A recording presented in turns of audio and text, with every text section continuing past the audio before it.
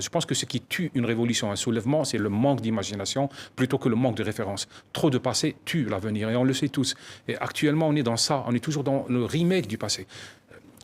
N'importe quel événement, chez un jeune de moins de 20 ans, un peu plus ou moins organisé, se fait toujours par rapport au passé. Et ce passé, on est en train de se le disputer entre régimes islamistes révisionnistes, démocrates, identitaires, suprématistes, enfin de tous bords.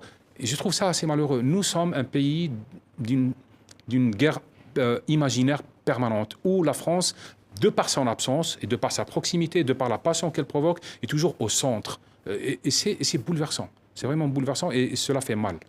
Alors, vous avez évoqué ce mouvement qui fêtera ses 3 ans dans quelques jours. Juste, Kamel Daoud, cette semaine, selon Amnesty International, au moins 251, c'est le nombre total de personnes actuellement détenues en Algérie pour avoir exercé leur droit de manifester ou de s'exprimer, de manifester pacifiquement.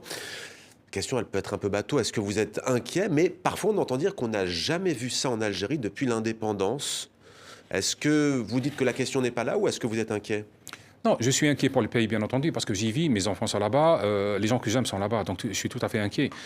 La politique actuellement en Algérie, du moins de mon point de vue humble, qui n'est pas celui de tout le monde, c'est le mien propre, la politique rend triste.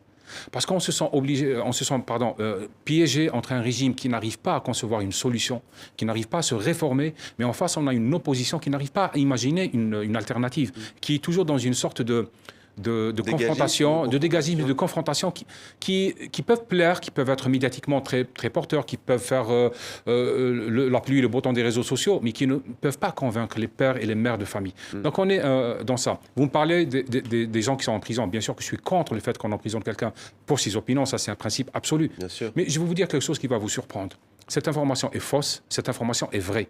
C'est-à-dire que pour moi, Algérien, comme beaucoup de gens, on est au milieu où à la fois on sait que le régime est capable de ça, mais on sait aussi que les gens qui se présentent comme étant les leaders et le leadership de l'opposition sont capables de mentir aussi. C'est-à-dire qu'il y a une absence de confiance totale dans les deux parties. Je n'arrive pas à croire et je n'arrive pas à ne pas croire.